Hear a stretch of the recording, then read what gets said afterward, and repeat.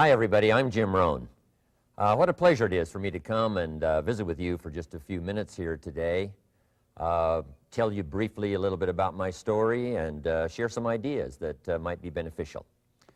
I've lectured in some high school classrooms in California and Arizona and some universities and colleges, Pepperdine University, San Diego State, Arizona State University.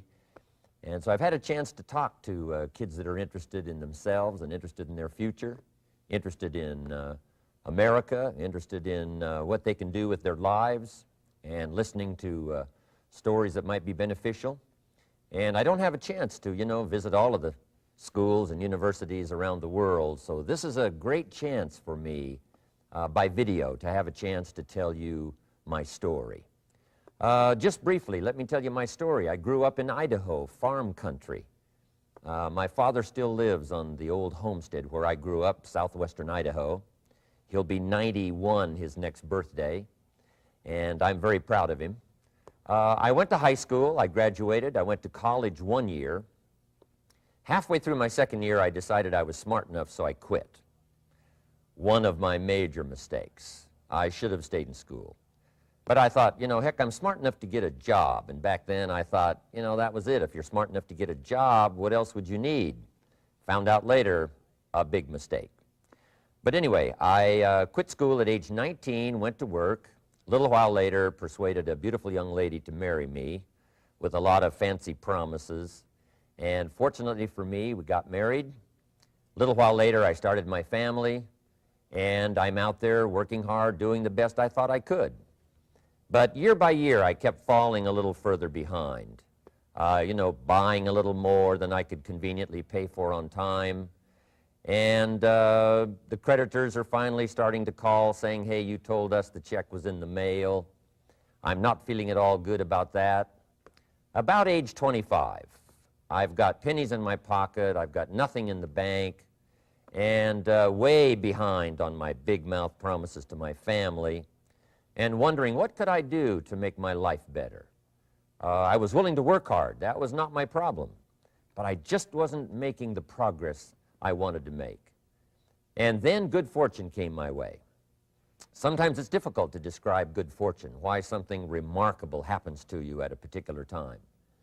One of my friends says, well, hey, things don't just happen. Things happen just. And maybe that's it, I don't know. But my good fortune was I had a chance to meet a very wealthy man. His name was Mr. Schoaf, Mr. Earl Schoaf. A friend of mine had gone to work for him, and he started telling me about this man. He said, you got to meet this man. He's rich, but he's easy to talk to, and he's got a remarkable philosophy of life. And he kept going on, and I thought, well, I've got to meet this man. So shortly after that, I had a chance to meet this Mr. Schoaf, and I was impressed. He was rich. He was easy to talk to. Within a few minutes, I was dazzled. And I said to myself, I would give anything if I could be like that, rich and easy to talk to. What would it take? And then I thought, if I could just get around somebody like him, and if he would teach me and coach me, I would do it all. And that was my good fortune. A few months later, this wealthy man, Mr. Schoaf, hired me and gave me a job, and I went to work for him, and I spent the next 5 years in his employ. And then, unfortunately, at age 49, he died. But I got to spend 5 years with this remarkable man, his last 5 years of his life, and the first 5 years of my new life. And my dream came true during that 5-year period. This man took the time to teach me and coach me. He taught me the books to read. He taught me the disciplines, and he taught me the skills. And he taught me the changes to make in my language and personality. And the things he shared with me during that 5 years changed my whole life. Changed my income, changed my bank account, changed my future. I've never been the same. By the time I was 31 years old, I was a millionaire. So he taught me economics as well. So how lucky can you get to meet the right person at the right time who takes the time to share with you ideas that can change your life? A lot of rich people, right, don't take the time, but he did, and he also had the ability.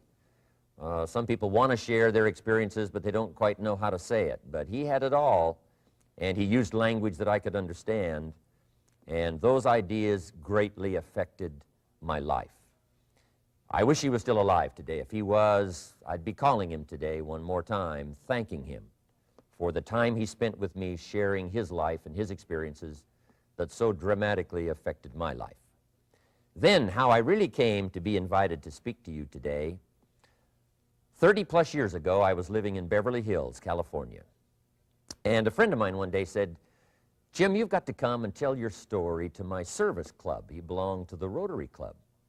And he said, "I know your story. Idaho farm boy makes it to Beverly Hills." But he said, "I know my club members would love to hear your story. Would you come and at our breakfast meeting and tell your story?" And I said, "Okay." So I arranged a little talk, went and shared my story that morning, and guess what? They liked it. And my phone rang. Another club called and said, "Would you come and tell us that story?" My phone rings. Another club calls, said, "We've heard about your story. We have a luncheon meeting. Would you come share your story?" First thing I know, I'm spending a little piece of my time giving these breakfast talks and luncheon talks.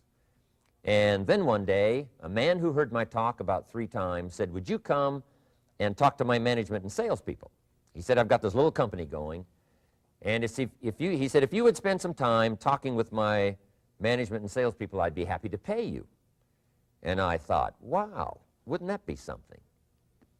Tell my story and my experiences and get paid? He said, "I'd be happy to." Little did I know, that was the beginning of a whole new, brand new adventure for me in sharing my story in speeches and talks and seminars and lectures. And now this business, it's become one of my most flourishing enterprises, takes me around the world. I went to many countries just this year, had my largest audience early this year in Spain, 12,000 people, 10 different languages being translated at the same time, the whole audience with the earphones on. It's interesting when you lecture with multi-languages. You know, when you hit the punchline, you know, the Spanish laugh first, and then the French get it, and then finally the Italians get it, and last the Germans finally get it. And then I say, "Hey, the Germans finally got it, I guess we can continue." You know, some languages take longer to translate than other languages. But what an exciting adventure for me. I was in Israel this year. I lectured in France, my first trip to Prague, Czechoslovakia, Lisbon, Portugal. Last year I was in London lecturing. Happened to be there the same night Pavarotti was singing in London. So, a big dilemma for the people in London. Shall we go see Jim Rohn, or shall we go listen to Pavarotti? Well, I must admit he had more people than I did, like 150,000 more. He did a free concert in Hyde Park, and they expected 250,000, but only 150,000 showed up because it rained. And they all got soaked from Prince Charles on down, but they sat in the rain and listened to Pavarotti. I would have been happy that evening, right, to cancel my seminar and go sit in the rain and listen to Pavarotti. Anyway, he and I have agreed now not to appear in the same city on the same day anymore. Not really, but how exciting for me to be able to travel all around the world and share my story. And then especially to have this chance today to come and visit with you. And when I get a chance to speak at a high school class or a university class, I'm always excited about it. I'm limited in time, so I wanted to use this way to come and share my story with you and some ideas that might be helpful in your career for the future, in your now busy life as a student, and then wherever you find yourself in the years to come. Some of the things I'm going to share with you, I want you to remember for a long, long time, because the ideas I want to translate for you drastically affected my life. And if I can share now and affect your life, and you write me a letter or tell me in person someday, "Mr. Rohn, I listened to your video and I watched it carefully, and sure enough, some of the ideas that you shared greatly affected me, and here's what's happened to my bank account, here's what happened to me in school, here's what's happening to my future," that'll give me great, great satisfaction. So the man who shared with me ideas that changed my life, I want to share with you 3 of those basic subjects. When I met him, I was 25 years old, and when I first got acquainted with him, I used a lot of excuses as to why I wasn't doing well. And he said, well, tell me a little bit about your story. And I told him, you know, I was behind on my bills, had pennies in my pocket and nothing in the bank, that I was embarrassed about being behind on my big mouth promises to my family.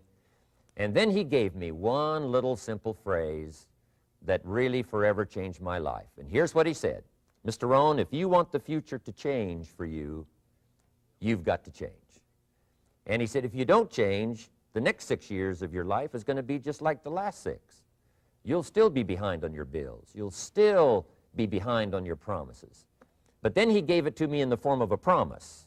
When I was 25 years old, I've remembered it all these years, and I've shared this promise now with probably over 3 million people in the last 30-plus years. And it's going to be valid for you, so listen carefully to this promise. My teacher said to me, young man, if you will change, everything will change for you. If you will get better, everything will get better for you. What a clear message that was for me. He said, if you'll change your philosophy, if you'll change your habits, if you'll refine your thinking, if you'll change and accept some new disciplines, if you'll turn the corner where you've been in the past, go for a new life for the future, he said all kinds of remarkable things will happen for you if you will change. Before I met Mr. Schoaf, I used to cross my fingers and say, I sure hope things will change. I was hoping the government would change and the tax structure would change and that my boss would change and pay me more money. I was hoping that, you know, economics would change and prices would come down, and I was hoping that circumstances would get better. And then I discovered from my teacher that those things are going to continue the same. In fact, all of those things that happen to us is kind of like the wind that blows. And the wind blows on us all. In fact, in America especially, the last 6,500 years of recorded history, we've got probably the most favorable wind that's ever blown. Economics and circumstances, living in a free country, democracy and freedom, an excellent economy. Sure, we struggle at times, but compared to the rest of the world in the last 6,500 years, we've got the best wind ever. But if you just let the wind blow, I'm telling you, it won't take you where you want to go. All of us must use this wind to take us to the dreams we've got, to the equities we want, to the money we want, to the income we want, and to all the things we want our life to have. This is where we want to go, and we've got a good wind, but we must not leave our future just to the wind, just to the economy, just to the structure of the way things are happening today. Here's what we must learn to do, and that is set a good sail. And if you'll learn to set a good sail, and that's what my teacher taught me in those early days. He said, Mr. Rohn, the wind is going to blow however it's going to blow. Politics are going to be politics, and the economy is going to be the economy. And however it turns out, that's the way it's going to be. What you must learn to do is not to wish for a better wind. That's naive. The key is to wish for the wisdom and the skills and the learning so that you can set a better sail. And so that's what I did at age 25. I went to work not on the economy. I went to work not on the community. I didn't go to work to try to change the government. I didn't go to work to try to change my boss or the company. I didn't go to work to try to change circumstances. I went to work to try to change myself. And I picked up that promise my teacher shared with me, that if I would change, my income would change. If I would change, my bank account would change. If I would change, my future would change. And sure enough, his promise came true for me. The first 6 years of my economic life, I wound up broke. Those pennies in my pocket, nothing in the bank, behind on my promises. The second 6 years of my economic life, I wound up rich. But interestingly enough, the second 6 years of my economic life, the government was about the same and the economy was about the same. You know, the companies were about the same. What they paid was the same. Circumstances around me were the same. You know, my negative relatives were the same. But I was not the same. That's how my life changed. And that's how things started working for me, changing my life all those years ago. So that's what I wanted to share with you to begin with, this beginning of what Mr. Schoaf shared with me, that if I wanted my life to change, this was what I was going to have to do. And so he broke it down into 3 subjects that really made an impact on my life, and I want to share those with you. The first subject he called personal development. And the second subject he called setting goals. And the third was how to become financially independent. And I'd like to give you just a few clues from those three major subjects that so dramatically affected my life. And let's get started. The first one is personal development. Now, in illustrating personal development, Mr. Schoaf, my teacher, started with money. You know, money's not the only place to start in talking personal development, but it's where he started, so let me share the thoughts he shared with me back then. Let me share them with you. Here's the best lesson I can give you on economics. It's very simple. We get paid for bringing value to the marketplace. That's about as simple as I can put economics. We get paid for bringing value to the marketplace. Now, it takes time to bring value to the marketplace. However, we do not get paid for time, so we cross that out. Mistakenly, the man says, I'm making about $20 for an hour. Not true. If that was true, you could just stay home, right, and have them send your money. So that's not true. We don't get paid for time. We get paid for value brought to the marketplace. Now, since that's true, here's one of the key questions of my talk to you today. Is it possible to become twice as valuable to the marketplace and make twice as much money in the same time? Is that possible? The answer is yes. Could you become 3 times as valuable as you might be right now to the marketplace and make 3 times as much money in the same time? And the answer is yes. 5 times, 10 times? Of course. America is unique. It's a ladder to climb. It starts down here, let's say, at $5 an hour, and it keeps going up. Top income last year, $80 million. The guy who runs Coca-Cola.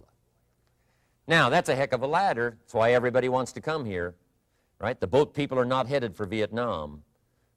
People haven't plotted and schemed for 50 years saying if I could just get to Poland, everything would be okay. Not true. Everybody wants to come to America. And the reason is because we've got the best wind ever blowing in our favor. We've got the best economic opportunity anybody's had in 6,500 years. And all you have to do is understand it and take advantage of it. Now, there's some key questions to ask here. Why would the marketplace pay someone only $5 an hour? Very simple answer. They're not very valuable to the marketplace. Now, we must underline to the marketplace. This person might be a very valuable brother, yes. Member of the family, valuable, yes. Valuable member of the church, of course. Valuable citizen of the country, yes. Valuable in the sight of God, no doubt. We're all of equal value in the sight of God. But if you're not very valuable to the marketplace, you don't get much money. You say, well, it shouldn't be that way. Well, then you got to start your own country. You know, this one's been in process for 200 years, and this is the best we've been able to come up with so far. But here's the key. You don't have to stay here. Now, there was a big debate in Congress last year that this $5 was not enough, should be 6, should be 6, should be 6. But we don't need legislation. 6 is already on this ladder. The next step up. You know, if you work for McDonald's, they'll pay you $5 an hour to take out the trash. If you whistle while you take out the trash, they'll pay you $6 an hour. So we don't need that legislation. You just need to take lessons on how to whistle. Have a good attitude. Now, as you begin to climb this ladder, why would the marketplace pay some people $50 an hour? Answer, evidently, they must be more valuable to the marketplace. 10 times more valuable. And is that possible for someone to be 10 times more valuable and earn $50 an hour instead of 5? And the answer is yes. That's what America is all about. Now, why would the marketplace pay some people $500 an hour? Evidently, this person must be much more valuable to the marketplace. That's what's important to understand, to the marketplace. And would the marketplace pay one person $80 million for 1 year's work? And the answer is, of course. If you helped a company make $1 billion, would they pay you $80 million? I'm telling you, it is possible. And that's why America is so exciting. That's why this financial ladder is so exciting. It's possible for all of this to come true for all of you, no matter where you start. As a student in school, just getting started out there in the workplace, this is all possible for you. Now, Mr. Schoaf gave me the clue on how to climb this ladder as high as I wanted to climb. Now, we're talking primarily economics here. There's a lot of other ways to become valuable to your family, valuable to your friends, valuable to the community, valuable to the team, right? Valuable to the team effort, valuable to the concert. But here's what he said to me. In climbing this ladder economically, all you have to do is work harder on yourself than you do on your job. Once I heard that, it made sense to me. I kept hoping that everything else would change around me, found out that if I went to work on myself, worked on my skills, worked on my language, if I became better than I was each year, if I grew in skills and language and vocabulary and competence, then I would become attractive to the marketplace. Not very long ago, a company called me and said, Mr. Rohn, we're expanding internationally. We'd like to have a bit of your expertise to help us. Would you give us a bit of your time? We'll add some millions to your fortune. And I said, okay. And I thought later, isn't that interesting they would call me? Then my second thought was, of course they'd call me. Who else would they call? I can get the job done.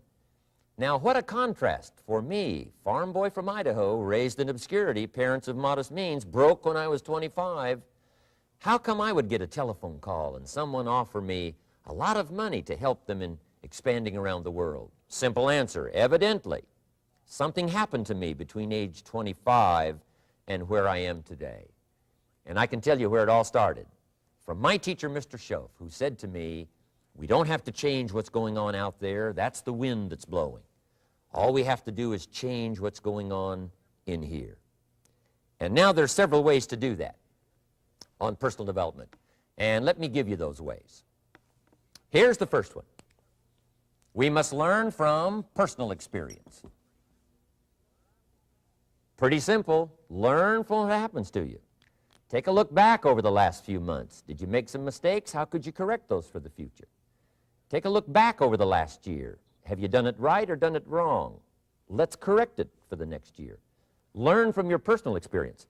Mr. Schoaf asked me when I first met him, he said, Mr. Rohn, how are you doing? You've been out there now 6 years. And I said, I'm not doing very well. He said, I suggest you not do that anymore. What a simple, swift analysis to my situation. He said, if you keep doing it, the next 6 years will be like the last 6. You don't want that to happen. Let's make the changes. So learn from your personal experience. Now, here's number 2, why I came to share this video experience with you today. And that, I call it OPE, other people's experiences. That's me, other people. That's your teacher, other people. That's your friends and colleagues, other people. The people you meet that can pass along to you their experiences, what's happened to them, the mistakes they made, how they corrected them, how they changed their health and changed their bank account and changed their income and changed their future. That's it, other people. Now, there's 2 kinds of people to learn from. One is failures. It's too bad failures don't give seminars, right? That would be valuable. Bring your notebook, have them tell you how they lost it all and threw it all away, threw their health away and threw their friendships away and things didn't work out well. That would be valuable. But now then we must also learn from positive, people that have done well. They've got the health, and so we ask them, how did you become so healthy? They've got the skills, so we ask them, how did you become this skillful? They've got the income, so we ask them, how did you get here in such a short period of time? So now here's what's important in personal development. In learning from other people, we learn, number 1, by observation. We learn what we see. We watch people that are successful in what they do. In sports, we watch their disciplines. In business, we watch their disciplines. By observation, what we can see. The reason I created this video was something that you could see someone's experiences translated for you. Second, we learn by what we hear. I've got some of my lectures on cassette tapes, so you can take them with you wherever you go and learn by listening. Turn your car into a mobile classroom and listen. And then listen to the sermon on Sunday morning. Listen to the lectures. Listen to the teacher. Listen to someone who's got something good to say. And then number 3 is vitally important on personal development, and that is read all the books you can possibly read in your lifetime. Mr. Schoaf got me started on my library. I've got one of the better libraries. Haven't read everything in it, but I feel smarter just walking in it, my library. At least I was smart enough to buy it. Now I got to be smart enough to read it. And then, of course, I got to be smart enough to decide what's valuable and then do it. But this one is very important. Become a good reader. Some books that helped change my life. Mr. Schoaf recommended, of course, the Bible. And my parents made sure I was a pretty good scholar by the time I was 18. That's been so beneficial for me, drawing from those illustrations, reading about those stories, people who made it and people who didn't make it, and what the difference was. And then other books that helped to really change my life. One called Think and Grow Rich by Napoleon Hill. And then a book that helped me become financially independent by the time I was 31. And that book is called The Richest Man in Babylon by George Clason. And I'm going to share a little bit of that book with you when I get to financial independence today, our third subject. But I started reading the books, attending the classes, making sure that I got in front of people that had something good to say. And then I started keeping a journal. One of the major things my teacher taught me was to keep a journal. He said, don't trust your memory. If you hear something good, just make a little note and write it down. Now, at first I took, notes on pieces of paper and torn off corners and backs of old envelopes. And it didn't serve me well, thrown in a drawer. Then I learned to keep a journal, a bound copy of all my notes. So I would suggest you do the same. Things that impress you, a poem that impresses you. When you attend a class, some of the ideas that impressed you, jot them down. You read something in a magazine, right? Some ideas. Take those out, put them in your journal. Keep a good journal the rest of your life.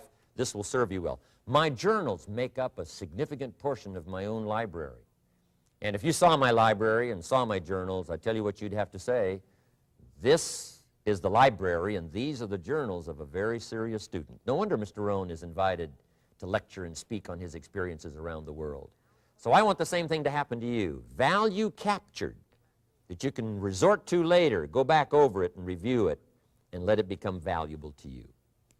So that's my first subject, personal development. Work harder on yourself than you do on your job. Develop the skills, learn the lessons, take the classes, absorb all that is being taught to you these days. And then later on, of course, you can sort it out, what's valuable to you and how to refine it for your business and for your life and for your future. But the main thing is to get it and start this process of personal change, personal development. And let me say it one more time. If you will change, everything will change for you. You'll never be the same. You'll keep growing. As you look back on a few months, look back on a few years, you won't believe the progress you can make. Economically, your relationship with your family, your friends, and whether you're in sports or economics or whatever, I'm telling you, that whole process of committing yourself for personal change, personal value, can really make your life unique and worthwhile. Now let's cover the second subject, on setting goals. Mr. Schoaf gave me some tips on setting goals that changed my life forever. And I want to share those with you.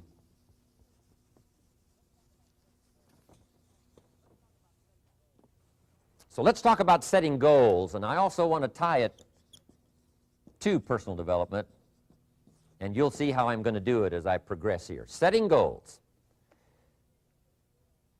We need to take a look into the future. There are 4 things to consider in terms of attitude. One is how you feel about the past. Best advice I can give you on that is treat the past as a school. Let it teach you the mistakes you've made, the things that went wrong, the things that didn't work. Don't use the past as a burden to carry, and don't use the past as a club to beat yourself to death. past losses, past failures, past mistakes. But let the past be a school. Tough school maybe. We've all been through some tough stuff. So if you feel good about the past, draw from it for experience and let it teach you. Then next is how you feel about the future. We've got to have the future well designed. The future is called the promise. And here's what we teach in our leadership series. The promise of the future can be an awesome force for your own future. The promise of the future, designing the future. There's two ways to face the future. One is with apprehension, and the other is with anticipation. I promise you, in my travels around the world, most people face the future with apprehension. And here's why. They don't have it well designed. They've sort of left that up to someone else to fix. But here's the best way to face the future, with anticipation. And you can face the future with anticipation if the future is clear, if the future is well designed. And I would like to have you consider some thoughts with me that help me to really change my future by giving it some thought and some consideration. And here it is. In setting goals, it's very simple. Number one, decide what you want. You just take a little time. You sit down and say, what do I want? What kind of skills do I want? What kind of income do I want for the future? What would I like? Where would I like to go? Places I'd like to visit. Habits I'd like to acquire. Skills I'd like to have. You just take a little time to think about what you want. Economics, friendships, people you'd like to meet, places you'd like to go. You just take some time. And then I suggest, when you've thought about what you want for the future, make a list. Just jot it all down. It's really a very simple process. And then here's number three. Keep all the old lists. I'm telling you, this served me so well, keeping my old list of goals. I look back now 10, 20 years ago at goals I set, lists I made, and I smile now because here's what I thought was so important, 20 years ago. Now some of those things aren't even on my list. I've got a new list. I've grown. I've changed. I've matured. But I give you that advice. Decide what you want. Number two, write it down. Number three, keep the old lists. And then here's number four. When you get something that's on one of these lists, check it off. Part of the fun of having a list is checking it off. And then if you can add some drama to checking it off, see, that's what really helps. I set a goal to go to Spain many, many years ago. And when I finally made my first trip to Spain, I had that journal with me that had that list in it. And while I had my journal on my lap, waiting for the wheels to touch down in Madrid, I waited until the wheels touched the runway, and I checked it off, just adding a little drama. So part of the fun of having a list is checking it off. Now, here's what's important about the lists and designing your future. If the future gets clear, the price gets easier. Because you got to remember, for every promise, there's a price to pay. Everybody's got to pay the price. Everybody's got to do the deal. Everybody's got to do the disciplines. Everybody has to pay. But here's what I've discovered. If the promise is clear and powerful, the price is easy to pay. The price is some classes. The price is a few books. The price is a few disciplines. The price is finding something that'll make your life better, make you grow, make you change, make you develop. So the first part of the key is to design the promise. Then, what is the price to pay? I'm telling you, the price will be easy. Anybody in my audience can pay it, no matter where you are, where you come from. Color doesn't matter, religion doesn't matter, where you grew up doesn't matter, circumstances don't matter. I'm telling you, if you'll make the promise of the future clear for yourself, the things you want, the places you want to go, the things you want to have, the person you want to become, the skills you want, the homes you want, the future you want, the friends you want, all of the values of life that you could possibly want. If you'll make that clear, make those lists, and be serious about it, I promise you it's an easy price to pay. Anybody can pay it. And the best advice I can give you is, if I can do it, you can do it. Farm boy from Idaho, raised in obscurity, I changed my life, turned it upside down, turned it all around, found economics, found future, found promise, and if I can do it, you can do it. So, start setting your goals and see if you can't get a better excitement going for the things you want to accomplish for the future. Now here's my third subject, and that's called financial independence. Oh, by the way, before I get to financial independence, let me cover one more point. One of the major reasons for setting goals is for what they make of you in achieving them. My teacher advised me when I first got started at age 25, he said, Jim, why don't you set a goal to become a millionaire? He said, it's got a nice ring to it, you know, enough zeros to impress your accountant. And he said, I'm here to help you.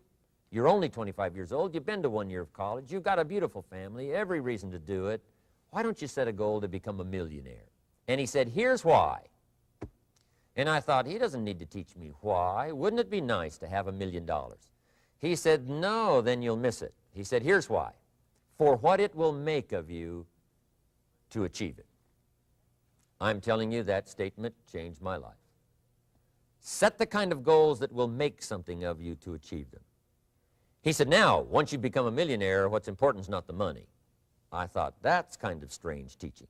He said, honest, it isn't important. He said, you could just give the money away. Now, I did better than that. I lost it all. By the time I was 31, I was a millionaire. By the time I was 33, I was broke. And I'll tell you a little bit about that story later. But when I lost all my money, guess what? I found out Mr. Schoaf was right. What was valuable was not the money. What was valuable was what I became to earn the money. The skills I had, the knowledge I had about the marketplace, the values that I had going for me. They were more valuable than the money. And here's an important statement to remember. It's not what you get that makes you valuable. It's what you become. So part of the key here is to set the kind of goals that will make something of you. Don't set them too low so that you don't have to grow and you don't have to read and you don't have to try and you don't have to stretch. Don't set them too low. And then don't sell out. Don't go for something that's going to cost you your virtue or cost you your values or sell out your principles. There's a good middle road here to follow. Goals that will inspire, goals that will help you grow, change, develop, and become better than you are. Okay. Now let's talk about financial independence. How to become rich by 40, 35 if you're extra bright, much sooner if you find an opportunity like I did. Let me show you how I did it. Financial independence. First of all, I like the phrase financial independence. Some people are a little bit concerned about using the word becoming rich or becoming wealthy, and I can understand that. I struggled a little bit with this. Is it okay to go for becoming rich, go for becoming wealthy? And maybe that's a bit too strong a word or strong a term. So here's what I've come up with that I think is comfortable for me, and that is how to become financially independent. I think it's every person's heritage here, especially in America, to become financially independent. Now, let me give you my definition of financial independence. Financial independence is the ability to live from the income of your own personal resources. Financial independence. Now it depends on how you want to live. If you need $2,000, $3,000 a month, if you need $4,000 or $5,000 a month, if you need $10,000 a month, some people may need, $100,000 a month. But whatever you would need to live, and you could earn that living from the income of your own personal resources, that's what I call financial freedom, financial independence. And let me show you how to acquire it. If you start at age 15, between ages 15 and 35 is 20 years, and in my personal opinion, based on my own studies and my own experience, 20 years, in my opinion, is enough time to become financially independent. If you're not, you don't live in the wrong country. Probably what's happened is you have the wrong plan. And it's easy to be a nice person with the wrong plan. I found that when I was 25 years old. I was broke at age 25, and I was a nice guy. You would have liked me. But I'm telling you, my plans up until then, especially my financial plan, left me broke. I totally changed it the next 6 years, and I became financially independent. So I know what I'm talking about. It is possible in a reasonable amount of time, 15 to 35, whatever, 20 years' time, enough time. You can do it in a much shorter period of time, like I did if you want to, but this is a reasonable enough time. But here's number one. First of all, you got to have the right philosophy. Philosophy is our ability to gather knowledge and sort through it and decide what's valuable. To develop a philosophy about life, a philosophy about our health, a philosophy about our family relationships, a philosophy about economics. And if you develop the right philosophy, that's what helps to set this sail so that in 6 years it takes you where you want to go instead of winding up like I did that first 6 years of my economics, broke, no money, empty bank account. The right philosophy. Now let me give you a couple of philosophies to consider. Here's the first one. It's called the philosophy of the poor. And here it is. Poor people usually spend their money and invest what's left. That's the philosophy of the poor. Now here's the philosophy of the rich. Rich people invest their money and spend what's left. And here's the startling answer. It really doesn't matter what the amount is. What's most important is not the amount. What's really important is the philosophy. So I would ask you to adopt this philosophy of spending after you have invested. Invest first, then spend. And I've got a little formula that I'm going to share with you. Now, what should a child do with $1? I mean, there's a lot of debate going on, I'm sure, across the country on what a child should do with $1. Here's one opinion. It's only a child and it's only $1. What difference does it make? Well, in my opinion, it makes all the difference in the world. A person's economic future starts with a child with $1. Somebody says, oh, no, you're only young once. Let him spend it all. Well, when would you hope that would stop? Somebody says, well, wait till he's 50 and broke like me and then he'll learn. Well, no, we don't want to wait that long. If I would have known earlier than age 25, I would have changed. In high school, if they would have had classes called Wealth 1, Wealth 2, I'd have taken both classes. I would not have waited until age 25. So, the earlier the better. So, what should a child do with $1? Here's the simple premise to begin with. Don't spend it all. And if a child wants to spend the whole $1, you got to say, hey, don't spend it all. Don't spend it all. They'll say, why not? It's my $1. I earned it. You say, I know you earned it, but don't spend it all. They'll still say, why not? Say, let me show you why not. So you put them in your car, take them to the other side of town, and show them where people live that spend the whole $1. You just drive them around. Kids learn best by visual. Just drive around and say, would you like to live here? Kid says, no. Would you like to live like these people live? Kid says, no, no. Then you can't spend the whole $1. So, kids will get the message. So, take them to the other side of town, show them around, unless you already live there, and then just show them around. Anyway, don't spend the whole $1. Now, let me give you my best view of what to do with $1. And I promise you, if you started at age 15, now if you're over 15, right, you've still got plenty of time. You still got 20 years. If you're 30, you've still got 20 years. I mean, you still got plenty of time to start what I'm about to share with you. What to do with $1. Here's my first bit of advice. Never spend more than 70 cents. Never spend more than 70 cents. Now, you got to pick some number, and the number you pick is going to be determined by your philosophy. It's going to be determined by what you've been taught or your experience teaching yourself. When I first met my teacher, Mr. Schoaf, I was at about 110% of each dollar. I'm down at budget finance, hawking my furniture and my car one more time. And then I learned a whole better formula for financial independence. Number one, don't spend more than 70 cents. Now, kids say to me, well, okay, what do I do with the other 30 cents? And here's what I teach them. 10 cents for charity.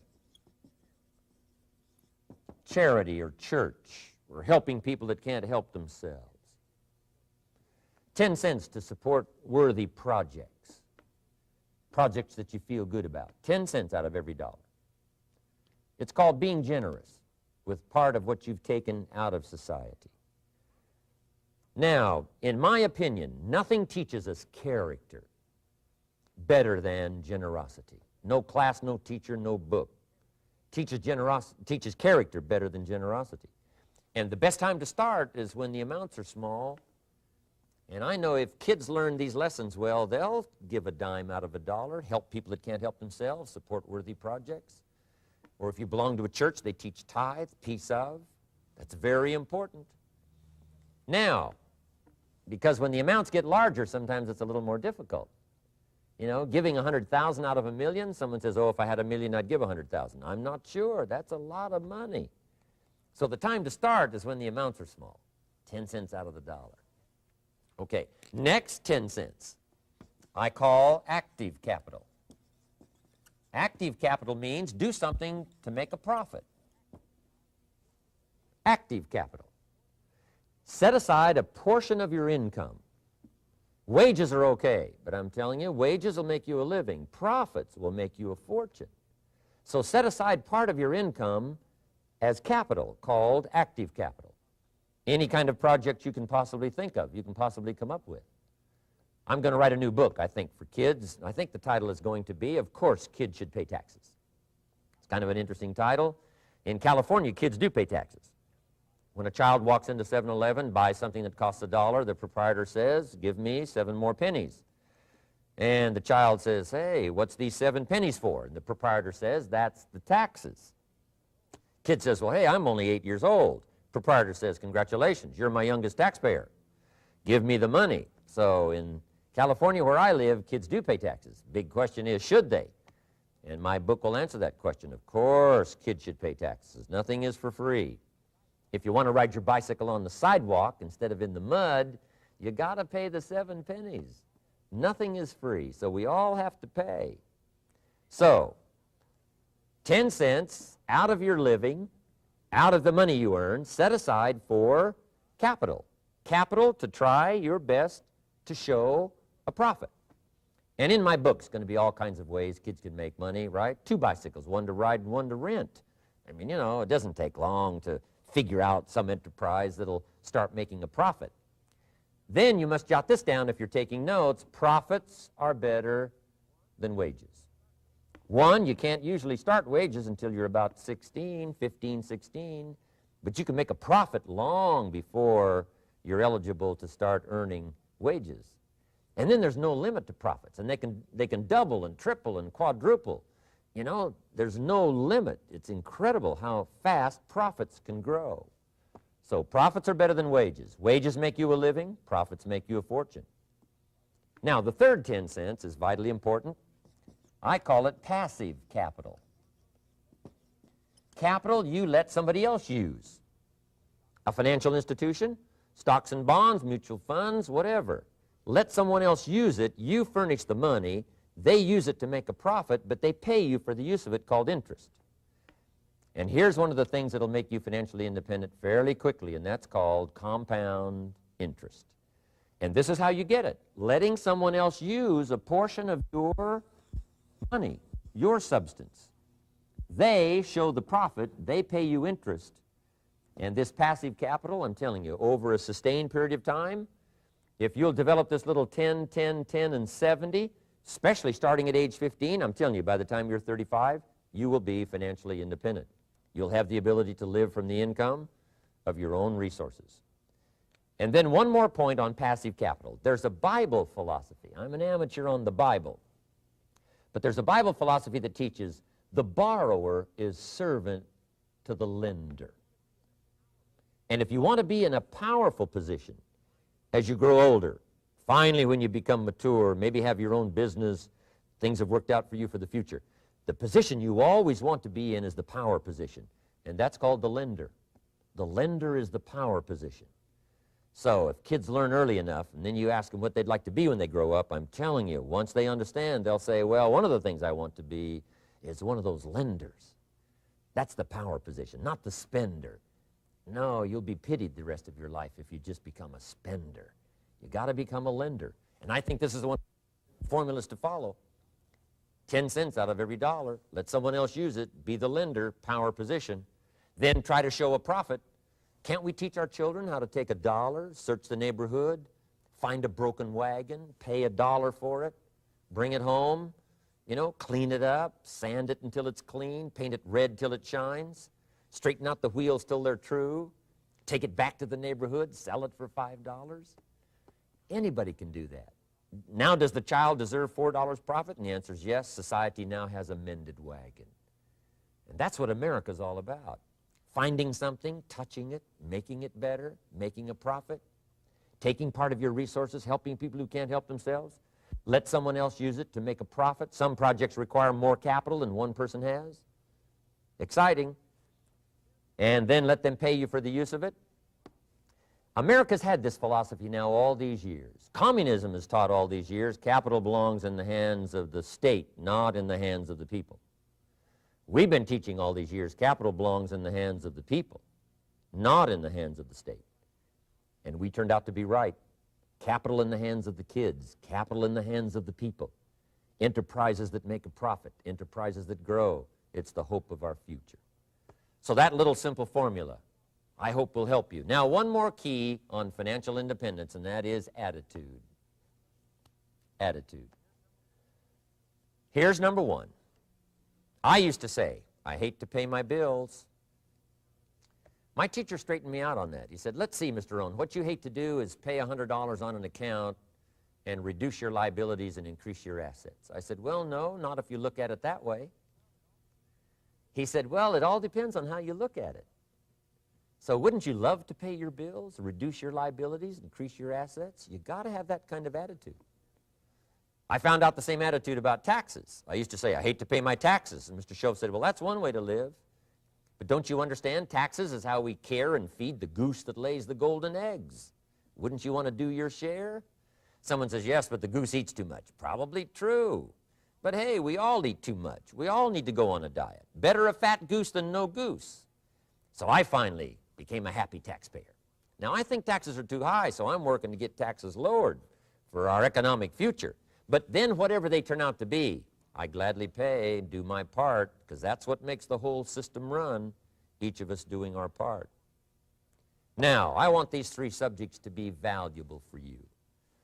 I want them to have meaning for you. I want you someday to be financially independent. I want you to have the personal development so that you feel good about yourself. If I had a chance to meet you someday, I'd like to have you show me the list of goals that you got started and say, Mr. Rohn, here's some I've already checked off. Here's the books I'm reading. Here's what's happened. I'm developing the skills. I'm better this year than I was last year. I've got more self-confidence. My skills are developing. That's what I want for you, and that's why I took the time to come and share in this video message with you. I do seminars all around the world, but this is one way that I can reach out and touch you in case you can't come to my seminars, wherever I am. Maybe this video will reach you somewhere, and it'll have an impact on your life. And what I'd like to do is later hear about it, a letter, phone call, or to have a chance to meet you in person. And now I'd like to leave you with these 4 questions called questions to ponder. These questions were valuable for me, and I want to make them valuable for you. Here's the first one, why? We all ask why we should work this hard, why take that many classes, why go to school that many years, you know, why take the notes, why read the books, why work that hard, why put yourself through the push-ups and the disciplines, why? Good question, why? Best answer to why, I think, is the second question. Why not? Why not see how many books you can read, how many classes you can take, how many skills you can develop? Why not see how valuable you can become to the marketplace and to your friends and to your family? Why not see what you can make of yourself? Why not see how far you can go, how much you can see, how much you can earn, how much you can share? Why not? That's the heritage all of us have, in America especially, is to see what we can make out of our lives now that we've been given this extraordinary opportunity. Now, my third question I'd love to ask you in person. But since I can't do it in person, I want to ask it of all of you. But I want you to take it personally. And my third question is, why not you? Why not you with good self-esteem? Why not you starting to change and setting goals? Why not you starting to make progress toward financial independence? If I can do it, you can do it. I wished I had a lot more testimonials here today besides mine, a whole steady stream that would come by and tell you their story. Someone who started with nothing, finally run a big enterprise. A mother who was on welfare, now she owns her own business. in addition to my story. I wish I had a lot more.